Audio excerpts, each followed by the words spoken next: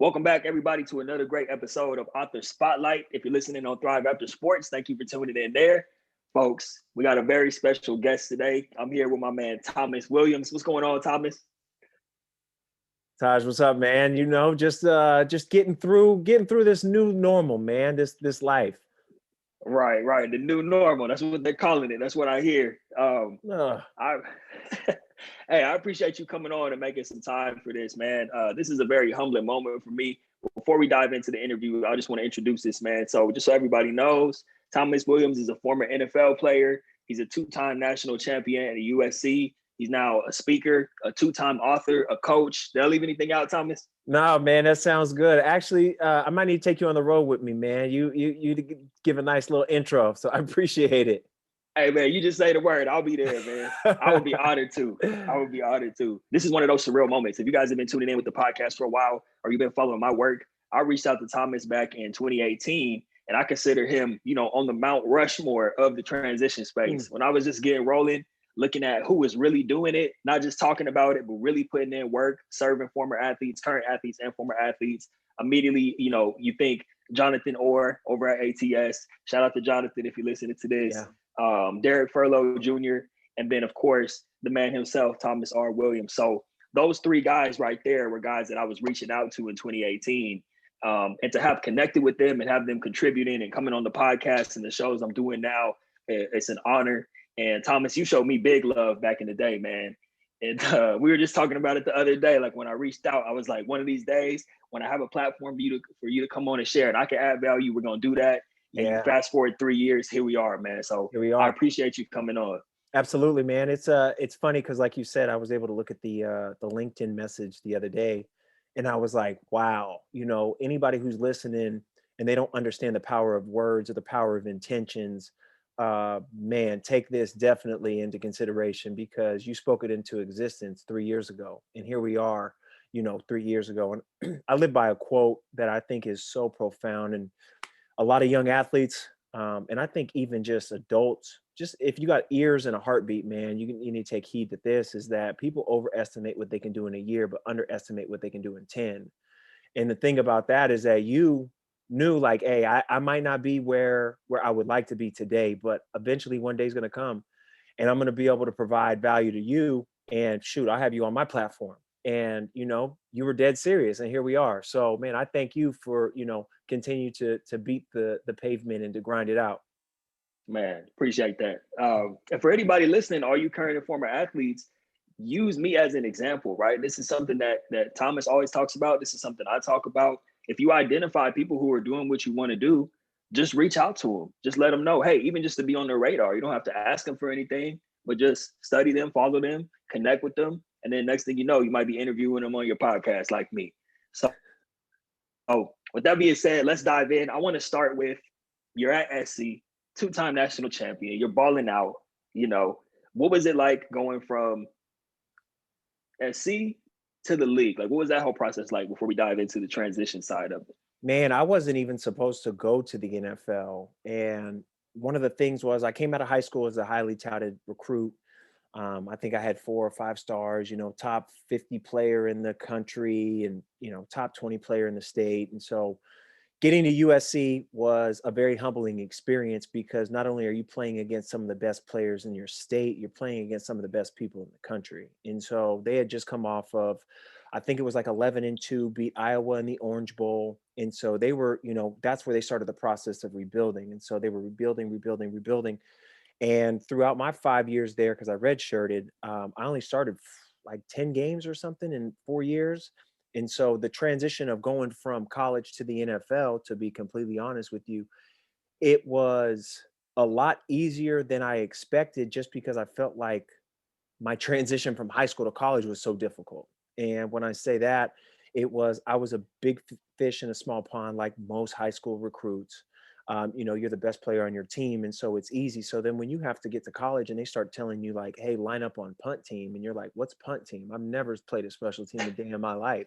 If you want to play here, you got to play special teams and you have to earn your keep. And it was just a whole bunch of stuff as far as getting integrated into their culture and into their system. And, looking back at it, being 36 years old now, half my life ago, I was there at USC, and like now you get it. Like they wanted you to earn the decals. They wanted you to earn, the colors that they wore. Like I remember when we first got there, I went to my locker like the first day right before the first workout, and I went to my locker and I saw these gray shorts, this gray shirt, and these like old beat up shoes, and I thought that was somebody else's clothes. And I went to the equipment manager and I said, "Hey, I think you guys got somebody's clothes in my locker." And he was looking at me like, "Well, what clothes do you have?" And I showed him. He said, "No, that's the right clothes you have." I was like, "Nah, but I don't have a SC logo on my shirt, and I don't have my number and SC link on my pants."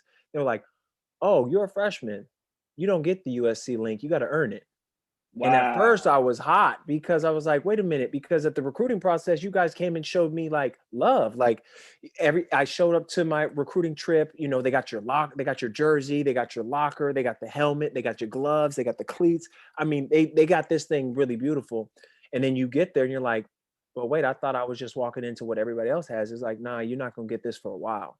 Like if you can make it through these first couple of months, then will have earned it. And I think that's one of the things that it taught me was delayed gratification. Just because you want it, and if you're not willing to work for it, you don't get it. And now being a father, those are the same things and the values that I'm going to be able to teach my children is that, hey, I get it. You want something. That's awesome. Daddy can provide it for you. However, you have to earn it. There's a couple of things you don't have to earn. You're not going to have to earn your bed. You're not going to have to earn your food. You're not going to have to earn my love. But there's some things in life that you want, man, you're going to have to earn. And I think those valuable lessons just play over into life and definitely helped in sports. Man, you sound like my dad, Thomas. You're gonna have to the bed is a given. Everything else you're gonna have to work for. Man, you give me I like flashbacks that. right now, I like man. that. I like that. Oh man, that's I know I awesome. didn't answer your question, man. You talked about the league, but man, I just felt, because the league for me, I played 5 years in the league, and the league really didn't teach me anything. And so I think being able to add the most amount of value to the listeners is talking about that college experience, because the only thing the league did was it paid me, 6+ figures. But it Right. didn't really teach me anything else. And so people ask, like, what was the NFL like? I tell them it was everything you thought and less. By less, meaning like I lost 5 games in college. 4 years, 5 years, I lost 5 games. And in my first season, I went 5-11 in the league. So Wow. like it was great, but it just didn't live up to the expectation just because of the friendships, the brotherhoods, the commitments, and what we were able to establish in college. Right. Yeah. And I appreciate you sharing that up front, just bringing value, like you said, the lessons that you learned. And then eventually you did earn the decals, and then you made it to the first team you were playing at was Jacksonville, correct? Yeah. And then once you played with Jacksonville, that's when you had the neck Had injury the at the neck time. injury in 2011 with the Carolina Panthers. It was October 30th, Okay. 2011. And so I hurt my neck then. And unfortunately, I went on IR. But I mean, as we talk about, man, there's so much value in the uncomfortable situations. And now here's where you have to understand. You have to understand the difference between what's happening to you and what's happening for you. And so I was a young 27-year-old and I thought it was happening to me. And I was like, man, I worked my whole life to get here. And now all of a sudden I'm finally starting and I'm playing and I'm getting reps. I'm on a contract year. So next year I could re-up, get a couple of dollars in my pocket, give mom some money, et cetera, et cetera. But I stopped playing that day. I went on injured reserve for the next 7 weeks. And inside that time, Taj, it was just like when I was in college and I got hurt. My linebacker coach, Ken Norton Jr. at the time told me, he said, Thomas, now you're exposed to what life's going to be like when you're not playing football. Mm. And that was one of the biggest eye-opening lessons, because in college, I got internships at that time. And in college, I was starting to network. I was starting to reach out to people saying, whoa, this thing isn't promised. This isn't guaranteed. Like, I'm hurt. I'm not playing. The game, your game stops, but the game goes on for other people. You watch your teammates who are still playing in next week's game and going to practice and et cetera, et cetera. So that was a great lesson that I learned in college. So I applied the same thing when I was in the NFL. And so right then and there, I said, man, how can I use my sphere of influence right now for these next 7 weeks in Charlotte, North Carolina? And I just started speaking. So I just reached out to local like organizations. Like I talked to like youth groups. I talked to Rotaries. I talked to even like a women's shelter, a domestic violence organization, like all of these different initiatives that were, important to me. And so when I did that, I just started going to their different venues and I was speaking. And I'm doing this for free. Like, so I'd go to the Carolina Panthers stadium from like 7 a.m. till 10, do my rehab, watch some film, and then I'm out on the road. So I'm speaking like every other day. Like I'm traveling. Hey, I'm showing up, Thomas, this. And so what I learned in that process is that, one, the game's going to move on without me and I'm going to have to be prepared for the transition. Two, I also understood that even though I don't need to get paid right now, I'm getting reps at something that I would like to get paid for later. And that was a huge lesson for me because I sucked. I'll be honest with you. When I went and started speaking, like I didn't understand how to like put together and structure speeches. I thought they just always wanted to hear about winning a championship, losing a game, an injury, but I didn't know how to tie the correlations between football, life, sports, being a kid, being an adult, like injuries and everything like this. And like, I couldn't put together my process. So that's what they call cutting your teeth. And so in 2011, I just started cutting my teeth. And then fast forward to 2012, when I tried to come back with Tampa Bay, the same thing to my neck, first day of practice. And that's when I heard God's whisper of like, you're finished. There's two things that I've always been curious about. When do you know that she's the one? And when do you know it's time to retire? And God came to me both times, told me that my fiance, that girl who I was dating was my fiance, and she'll eventually become my wife. We're planning that right now.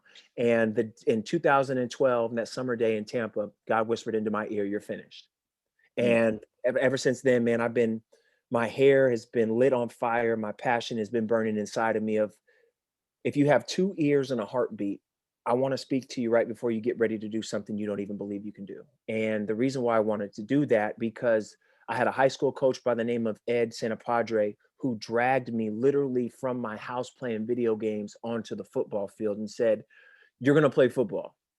And I thought I was going to be a baseball player in high school and in college and in, Major League Baseball. I wish I would have done it because that money's guaranteed, but that's a story for another day. But he said, you're going to play football, because he saw inside of me that like, hey, this kid needs community. He needs a team. He also needs discipline, commitment, everything else that football teaches you. So he dragged me on the football field. And I said, I'm always going to pay what you put into me. I'm going to put into others. The same thing my coach in college, Ken Norton Jr., what you put into me, I'm going to put into the others. And they both told me the same thing, that you'll never be able to repay me. I don't care if you become a billionaire.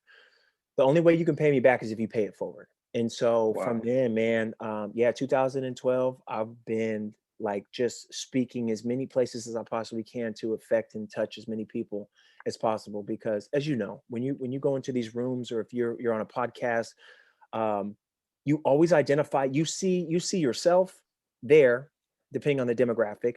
You see a family member, you see a parent, you see a teacher, like you see somebody who you're like, oh, that's my mom right there. Wow. Okay. I'm talking to my father. I'm talking to my coach. I'm talking to my sibling. So for me, man, that's pretty much what I do and why I do it. Wow. That's major.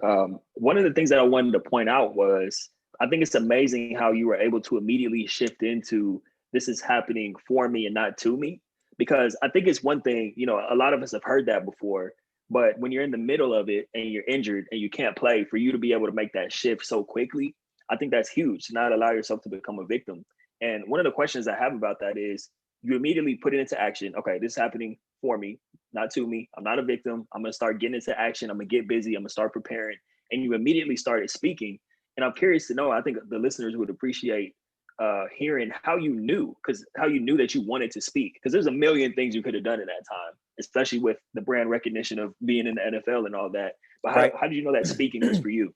First and foremost, I get bored. So I used to get suspended. I got suspended probably, I swear, it was every other week in elementary school. I just had a lot of issues, identity issues, like abandonment issues. Like I tell people all the time, and I used to talk in class. So when I would speak in class, I would get kicked out of class, and now I get paid to go back and speak. So it's like, how do I get paid now? I tell my mom all the time, like, you grounded me, but I'm getting paid for it now. I was just interning back then.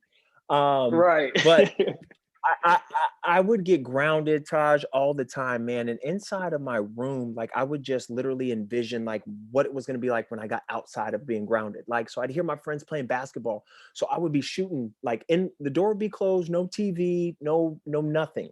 And so I'd be dribbling and I'd be shooting. And if I hear them playing football, I'd do the same thing. Like it was like I was always playing. And I think because I got grounded so much, being home, being a homebody, being like stagnant and not having anything to look forward to, like mortifies me. It Mm, really does. And so at that time, I was in Charlotte by myself. And so I said, what is it that I can do right now? I can't go play football anymore. So it's not like I can, stop playing football here and go out and play a pickup football game, go play pickup basketball, or anything like that. And I said, what am I good at? And I said, I'm really good at like impacting people. Like my effect on people, like God has given me that gift. I'm 100% positive. Like I know it. My ability to affect people is 100% my secret superpower. And so I said, as a middle linebacker, I love to hear information from the defensive coordinator and speak to 10 other people in a huddle. All right. So how can I do that in life? And so I just started seeing people who were, motivational speakers and talking at different galas and different events and different organizations. And to be honest with you, kids always want to, I mean, you go out and you talk to some kids, they're like, wow, you play football? Oh man, they're going to listen to you talk. So I right. just said, man, they want to listen to me talk. I want to speak. That's a great match and a great marriage. So let's do it. And so the thing with that, I would say is that for me, I knew what I like to do. There's a lot of athletes who just think like sports is sports, but there's a different part, right? So like you played sports, right? You had a different motivation. There was a different inspiration inside of you. Like if I were to ask you, what did sports mean to you? Man, it made me who I am. I mean, that's a question. I'm built in the culture of football, so I go through life like a football player now. I'm Mm-hmm. preparing, Mm-hmm. watching game film. Ready for this interview, preparing like it's a game. So, Yeah, yeah, right. So it's like your foundation. And so there's so many things inside of your foundation from your sports days that carry over till now. And so what the things that you're able to do now comes from that. And so when we can study ourselves, right? So that's why this big buzzword of self-awareness. And it's like self-scout. We call that self-scout. Like the season just ended. Like, I'm gonna watch all my games, from last year, these 16 games, 12 games, whatever it is, and I'm gonna see how I can get better. And so the thing for me is that I always understood like my value as a middle linebacker. My value as a middle linebacker wasn't I was fastest. My value as a middle linebacker, to be honest with you, wasn't even I was like the smartest or the toughest. My value as a middle linebacker was I knew what 10 other people were doing. I could communicate the information from the defensive coordinator to them and back to the defensive coordinator from the 10 guys who were in the huddle. So I knew that about myself. And so that's the same thing I do when I go speak, right? There's a point of contact who says, hey, can you come speak to my organization or group about this? This is how we want them to feel. This is what we want them to do. And this is how we want them to respond. I go, great. Got it. Good. These are the stories. These are the principles. This is the emotion. This is the energy I need to bring. Got it. So people say all the time, like, how does it feel to not play football? I say, I never stopped playing football. I just don't tackle people anymore. man, that's a bar right there. I love that. I love Yeah, that. You man. never stop. Still a baller, Man, balling in life. all day, Yeah. man. We were up this morning. Me and my boys who I played ball with, man. We had a boxing session this morning, and we can't move like we used to, but it's still the mind. It's still the mind. That's all it is. Just waking up and grinding it out together, man. You Right. go through that grind with your boys. That's really powerful, man. I love that you still kept the community intact too. Like you said, you're doing it with your boys because obviously that's one of the main things that's missing when we're done playing is having that community aspect. We could do a whole separate episode on that. I wanted to ask you about the books. You are a two-time author, like we talked about at the beginning. When you decided, when God whispered in your ear and told you it was time to hang it up, you immediately dove into the speaking. How did the books come about? Did you say I want to add on top of the speaking, or how did the books come about? Man, I'm shaking my head right now. Heck no. Gosh, I don't know about you, man, but I hated, matter of fact, I barely wrote any of my papers in college, and I'm just going to be completely transparent. I barely wrote them, right? Like you have assistants, you have help, but I barely wrote them. And so for me to write for me not even write a book, to write a book freaked me the heck out. Like it Mm. freaked me out. Like I don't even read. What you mean write? And so when I got done playing, people started asking me, like they ask everybody who they've known who've been an athlete for so long, what are you going to get into now? And I was just starting to grasp the idea of being a speaker, being a facilitator or trainer. And so I saw three people the same week: person at the Santa Monica stairs, somebody at a coffee shop, and a guy at a barbecue who I didn't know. The other two who I knew, the person at the barbecue I didn't know. And so I was telling the same story of like, yeah, I'm a speaker. Every single one of them said, "What's the name of your book?" And I just shook my Mm. head like, "There's no name of my book, man. I'm not right. I don't read. I don't write papers. I barely write my name." So I just, again, it's the spiritual side of me, man, the power of threes and understanding that that's what God was telling me. And so I started to quest on a journey. I got a storyteller, an editor, connected with them. And it was like a 14-month process to write Permission to Dream. And the reason why we decided to write Permission to Dream, and this is, as you know, like, you have this idea inside your brain of what you want to do, but life has a completely different idea of what you're going to do. And so you got to be, flowing and flexible. And it really, you got to be like you are in the ocean. You just got to surrender. And so I thought I was going to write like a business book. Like, I'm like, yeah, oh, Tony Robbins. Yeah, I'm going to do that. And I was talking to the editor, I was talking to the storyteller, and they were like, "Oh no, you're going to write a children's book." And I was like, "Man, what you mean I'm going to write a children's book? I don't want to write no children's book. There's no money in children's books. Kids don't have money." So they said, "Yeah, this is a children's book." And so I talked to my dad at the time, and I said, "Dad, they want me to write a children's book." He said, "That's smart." He said, "Children become adults." He said, "You can impact somebody's life at the age of 8, and they're going to still be indebted to you till they're 50, 60, 70, 80 years old." I was like, Mm. "Oh my gosh, you onto something." He said, "Now, if you only write a book for adults, it's got a lifespan. But if you write a book for kids, they'll remember you forever." And there's a lot of parents who have children and they have businesses. So if you affect their lives, the kids' lives, then they'll ask, for you to do the same thing, and they'll try to, repay you back forever. So yeah, I just wrote Permission to Dream, man. And it's just a book really for kids to identify their purpose. How can you identify your purpose? How can you identify what you want to do? But also, what are the obstacles that I should expect as I'm on my way to accomplishing these things? What should I really expect? And then 2 years later, man, wrote Relentless Pursuit of Greatness, because like you and I talk about is, what's the playbook? We have a syllabus for class. We have a playbook for our plays on the field, or, whatever sport you play. We also have a book for the weight room. There's a you're going to do this many reps, this many times with this much weight. But what about for life? What about for the rest Right. of your life? You know what I mean? Nobody's telling us how to do that. So I wrote Relentless Pursuit of Greatness for a playbook for the athletes who are playing. How do you prepare for the life that you will have as you continue to train for the life that you hope you have? And what I mean when I say that is that you will be a human being much longer than you are an athlete. Right. Like, but we always think about the 1% that go play professional sports, but we neglect the 100% of us that will retire. Like, doesn't matter if you get a gold Mm. jacket because you're in the Hall of Fame. Doesn't matter if you stop playing after middle school basketball because you just lost the love for it. Every single one of us got something in common. We used to play, now we don't. Right. Do you think that, because I love what you said about we neglect the 100% of us that will retire. Do you think that, because a lot of athletes feel like if you have a plan B, it distracts from plan A, but it's really not a plan B because, like you said, 100 of us will retire. Do you think it's difficult to, while you're in your sport, difficult to completely be able to visualize what you're going to be doing after or map it out? Because I hear both sides of the argument where you almost have to be done playing to get your feet wet, to learn things and try things. But I see people, especially nowadays, that life after sports is really in the, in the discussion. People are doing a great job of preparing and being completely set up by the time they retire, either collegiately or professionally. How do you feel about the whole, plan A, plan B conversation? I say, so I teach the and statement. Okay, I'm a football player and I'm a Mm. basketball player and, right? If that's all you're doing and you came to school and you came to college and this is all I'm going to do, then that's all you'll ever be. And um, to really understand the statement that you just made, like, you have to be comfortable with knowing that this thing is going to end. And so I always, like, I applaud people who can do both.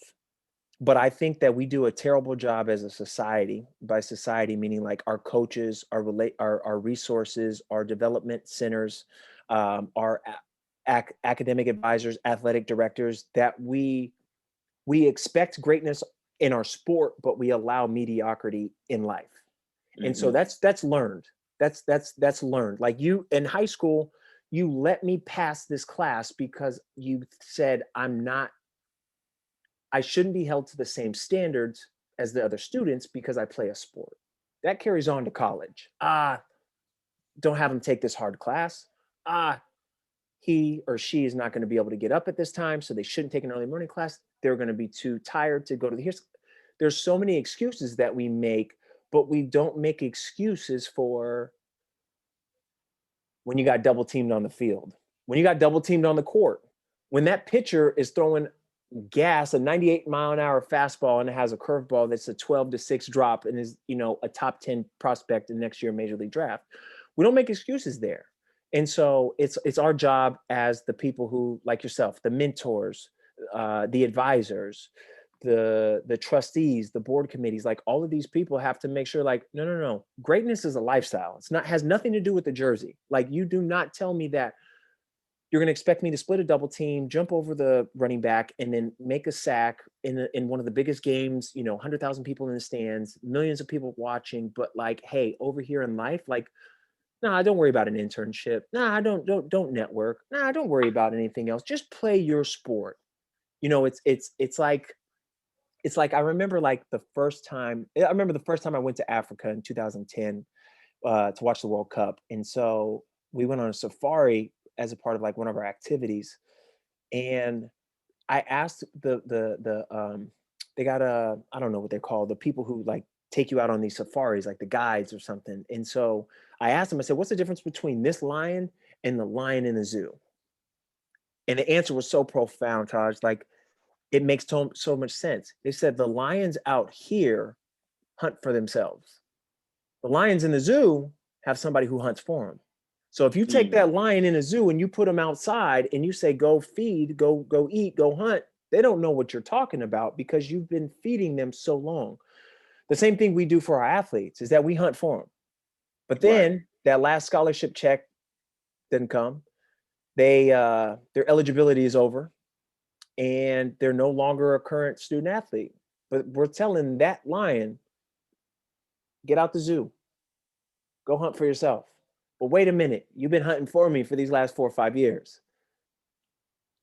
So I know that was a long-winded question, man. I think it's just one of those things that you have to accept the same, you have to keep yourself the same accountability all across the board. Because if you don't, remember, you're going to school with people who are going to school for school. They're not going to school they're going to school to get a job. So yeah, you might be ahead, they never got picked first in recess in elementary school. You did. That's cool. But when you come to college, they're going to school for what they want to do for the next 40, 50, 60 years of their life. So you're competing with them. That's why they do say you're a student athlete. And it's like, well, which one am I more of? And it's like, you're both. You are both. And if you think you're one versus the other, then you're sadly mistaken. And it's going to be a very difficult transition once you walk across that stage and you transition. Whew. There's some value bomb. There's some gems being dropped on this episode, Thomas, man. Thank you, man.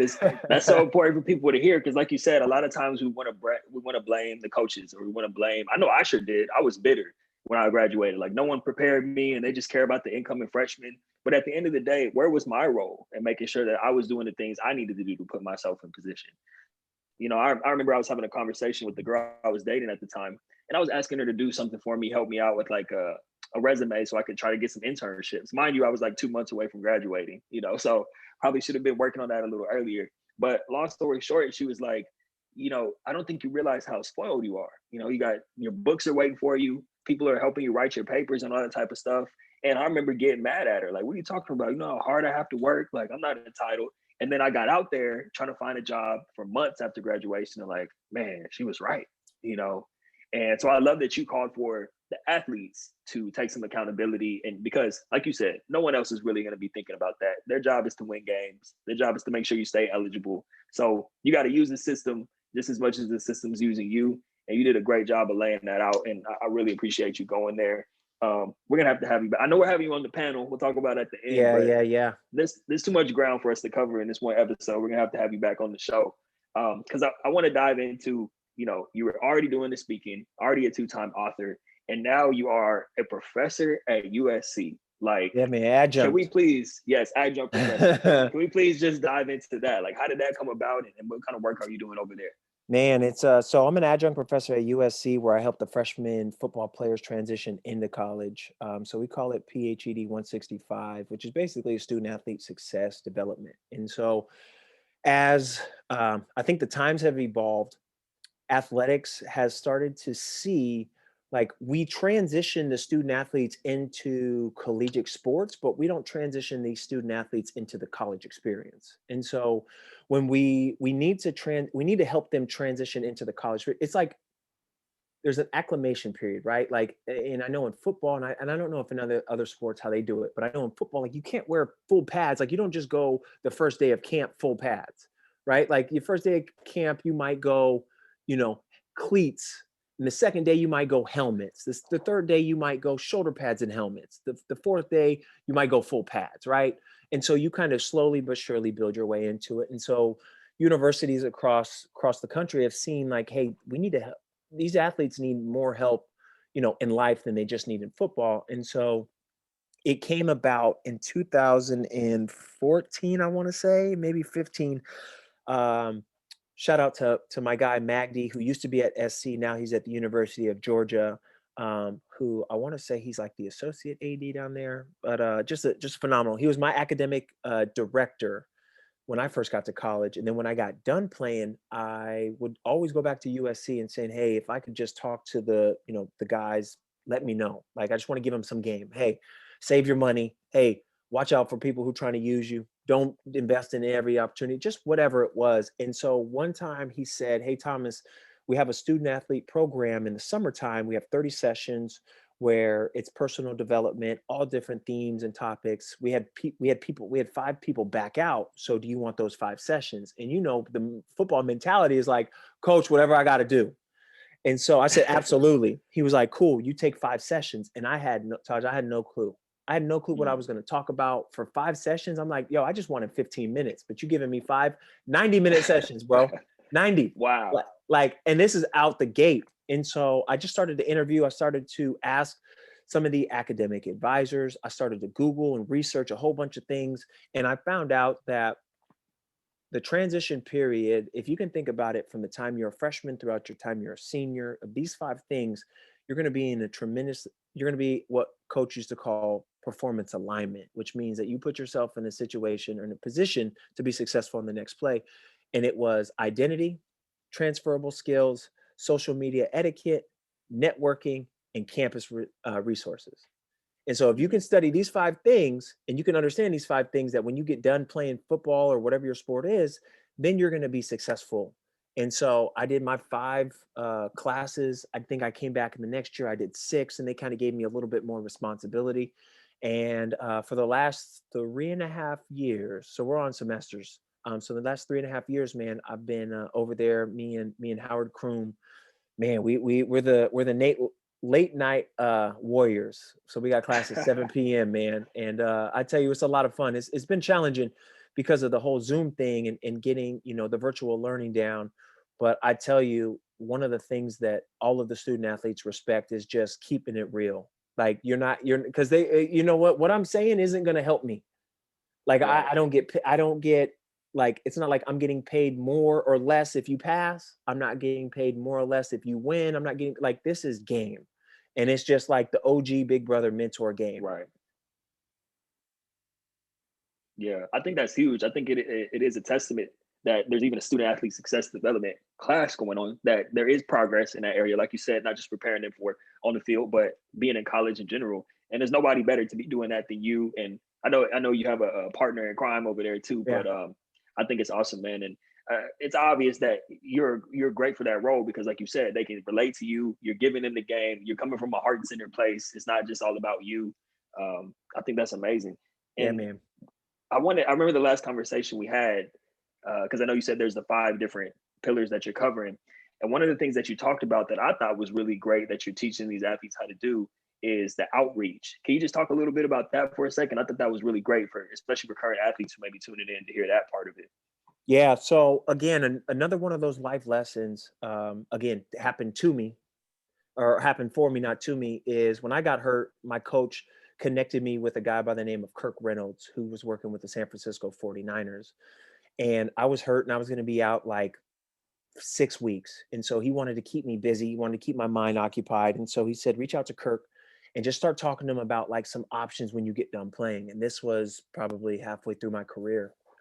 And he said, I talked to Kirk. Kirk's like, what do you want to do? I was like, man, I always see these Nike reps who are flying in from, the Northwest, from Cali, from, the East Coast, South, and they're bringing us gloves, they're bringing us cleats, they're bringing us shirts, they're bringing us hats, they're bringing us, sweatshirts. I think that would be really dope to be like a Nike sports rep. Like, man, you get the company card, right? You always got free Nike gear. Like you get paid, like, let's go. And, so he said, cool, I'm gonna hook you up with Rodney Knox. And so Rodney Knox, who I don't know if he works there anymore, but he connected me with Rodney Knox. I had like 2 conversations with Rodney Knox, who was like a senior VP. And I sent a couple of emails. We talked. He said, man, when you're done playing, like you're gonna have a bright future, whether it's here at Nike or whether it's anywhere else. And what I learned, Taj, is that during that time, I put myself on a calendar and I said, every 2 to 3 months, I'm going to reach out to Rodney Knox and I'm just going to say hi. I don't need anything. I just want to say hi. I'm going to invite him to some games. Hey, if you're in town, you want some tickets to some home games, I'm going to kick one of my family members out. Y'all get your own tickets. Rodney Knox is coming to the game, right? And he never took me up on that offer, and he never came to a game. But what he did teach me is that I have a brand behind me. I have USC. I'm busy. I'm a busy student athlete, right? And he was able to understand that, and he validated that. And so what he said was, "Man, I appreciate your effort while you're playing, while you're going to school to reach out to me. I'm going to take the time to respond to your emails." And I kid you not, I still have three of his emails that I always show my class when I talk about this, that I'm not lying, I'm not blowing smoke, I'm not, hypothetical. Like this is real. He took, I think in the 3 emails that I sent, the longest time period was like 2 days that he waited, like before he responded to me. And so what he did was he showed me that, hey man, when you have a brand behind you, when you're doing something currently, you don't need to sit there and wait till you're not doing something. People are going to talk to you because you don't need anything. They always say the best time to look for a job is when you don't need one, because then you have leverage, then you have swagger. Like you're not desperate. You're not just like, man, I'll do anything. It's just like, I'm cool. I'm relaxed. I'm chilling. I'm not pressing you for anything because I don't need anything. But one of these days, Rodney, I'm gonna call you up because I might need a job. And so the thing about that is that I always get my student athletes, it's a test. Hey man, this week, reach out to 2 people, email 2 people. Like you don't have to, what are we supposed to say? Just say, hi, how you doing? Hey man, I just want to introduce myself. This is my name. I also wanted to just see how you and your family are doing during this time of a pandemic. That's it. You're asking, you're giving. I think Gary Vaynerchuk wrote the book. It's like jab, jab, right? Jab, jab, right or something. It's like give, take, or, basically like give, like don't show up, ask, don't show up, ask. Because then one of these times it's like, man, you've talked to me 10 times and 1 out of 10 times you ask for something. That's a great ratio, right? So that's what I teach, man. And I teach all the time. Just make it a game. How many people can you connect with? Hey, I was just thinking of you. That's it. I was just thinking of you. Want to check in on you and your family.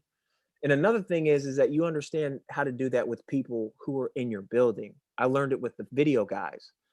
I'd always show up to the video guy's office, knock on their door. Hey, Eric, what's up? Hey, Joe, what's up? Hey, Rich, what's up? How you guys doing, man? You guys need anything? How's the family? Da, da, da, da. And those guys always got me my film first.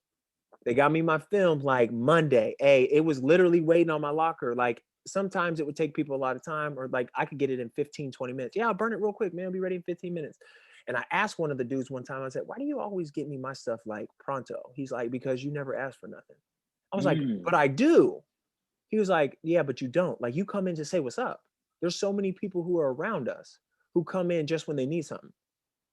Like, I'm just coming in, like, only time I'm knocking on their door is when I need something. I'm not coming just to say what's up. He was like, but you come say what's up. So you need me to burn this CD in 15 minutes? I got you. It's nothing. So it's just the understanding the people, man, because one of the things that we're losing right now is the ability to relate and connect with people. And I think being a human is always wins.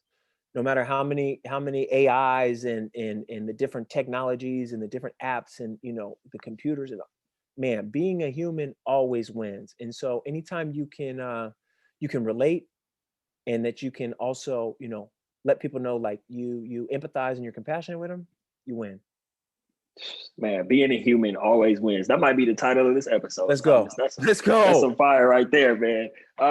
So a couple of things about everything you just shared. Obviously, we could be on here another hour with all that. Word. But I love the fact that you're teaching these young guys to do the outreach, like you said, while they still have the brand behind them, number one, and then also not to ask for anything, right? And this also applies, you know, I work with a lot of athletes who have already graduated or, you know, maybe had a short professional career, whatever that looks like. And the same philosophy applies even after you're already done playing, because just because you're not playing anymore, you don't have the brand behind you, you can still do what Thomas is talking about. For anyone who's listening, you can still do the outreach to people. You still don't have to ask for anything. You know, I think, and a prime example of that is, you know, when I was reaching out to you and Jonathan Orr and Derek Furlow a few years ago, like I was just saying, hey, I love and respect what you do. You know, I'm looking to follow in your footsteps. Just wanted to connect. That's it. Didn't ask you for anything. And as time goes by, just staying consistent, doing my work, following you guys' footsteps. And eventually now we're on here having a conversation. And you guys have added so much, you've added so much value to me over the years. So that was just really strong advice that you shared. And I appreciate all that because it applies not just to the current athletes, but to the former athletes and to people in general, especially when you start talking about just be a human. You don't have to ask for anything. Just build a relationship with somebody and everything kind of takes care of itself from there, especially if you are running in the same direction and you guys are on the same mission. It's only natural. So And I also want to add something too in real time, like, you know, really being able to put some flesh on some stuff. So I got connected with a mutual contact recently, and he's in the public speaking, personal development space. And like he came on too strong from the beginning that it turned me off in a sense of like, because we can fake it. Like, hey, Taj, whatever I can do, man, let me know whatever I can do. And it's like, hey, Taj, can I come on your podcast to promote my book? Like whatever I can do. Hey, can I come, you know, talk to your clients about, you know, they need to buy my services and whatever I can do. Like you can feel that, like you're just, as they call it, thirsty. Like, don't be thirsty. like let the person on the other end give you the opportunities, right? Let the person on the other end like throw you a bone, as they say. And so he was just so adamant of like, hey man, you know, let me come teach your class. Like if I can add value to teaching your class, I'm like, bro, I don't even know you. One, right. like, so pump your brakes. Like, let me reach out to you. Second one was like, hey man, I noticed that you know such and such. Can you connect me with them? I'm like, again, too, I don't know you. There's been, and I haven't even responded to anything you've thrown out to me because you're asking for something in a way that you feel, because if I was an idiot and I wasn't smart intellectually, that I don't see what you're doing. I see exactly what you're doing. You're trying to come off as like, can I give? But you're asking, can I take? And anytime you come off with a, I don't want to say it's malicious, but an ill will, like just be transparent. And anytime you come off fake, man, human beings aren't stupid. My daughter's 7 months old. She's not stupid. When I try to sit there and feed her like the nasty veggies, like after I just fed her the dessert, like she gets it. She's like, I smell it, bro. Like, don't play me. I don't do carrots, but you can keep feeding me all them sweet potatoes. They'll run that. Like, that's how she is. And so human beings are the same way. So really be intentional, but also being authentic, right? So what I was saying with that guy is like, there's no way, bro. There's no way that I'm ever going to introduce you to anybody who I know, because the vibe you're giving me is on some like push all the way back. I need to like red flag, hit the stop button, and now I need to do a whole bunch of due diligence, which I don't have time to do, which means I'm probably going to throw you in the no category. Matter of fact, I might sit there and never answer your phone call again. So again, the difference of, well, I'm going to fake it and I'm going to pretend like, no. Don't pretend to be authentic. Don't pretend to be genuine. Don't pretend to be all of these things because you think that's what somebody else wants to hear. Look, we all know real when we see it. Like, we all know real. So just keep it 100,000, as they say. Be real, and then other people will pick up on that as well. Just like you didn't ask me for nothing. You weren't pretending anything. You were just like, hey man, I just want to connect. Like, respect, shout out, awesome man. I'll see you around. There was nothing, and then I came back around to you. Like, hey man, I heard you got a podcast, man, would love it. If you're looking for any guests, man, let me know. And you're like, okay, let's go. So it was never anything like that was hidden agenda. It was straight up all the way 100. So I respect you for that too, man. Man, thank you, Thomas. Appreciate that. You heard it here first, folks. You heard it from Thomas. Don't be thirsty in your dating life, in business. Don't be thirsty anywhere. It's not going to work out for you. People can smell it all over you. I want to be respectful of your time, Thomas. I just want to ask you one final question because you're already doing so much great work. Like I told you, I've been looking up and admiring the work you've been doing for over 3 years now at this point. What is next for Thomas Williams? What do you have on the horizon? What can people expect? What's your next big mountaintop that you're pursuing right now? Man, I have new goals, right? So 2020 happens, and my new goal is every single day that I want my fiance, my partner, my best friend to look at me and go, that's my man. Like, be so proud. And I want my daughter to look at me every single day and say, that's my hero. And so what's next, man, is, like I say, being authentic, like being my word. Like when I'm as giving or as impactful to the world, I need to double up at home.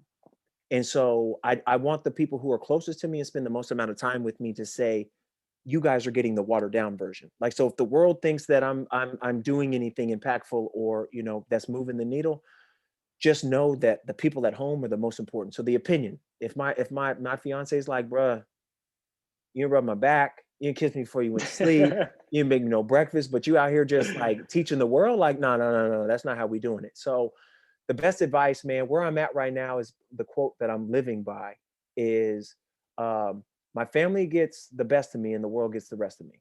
And so that's what I'm staying true to.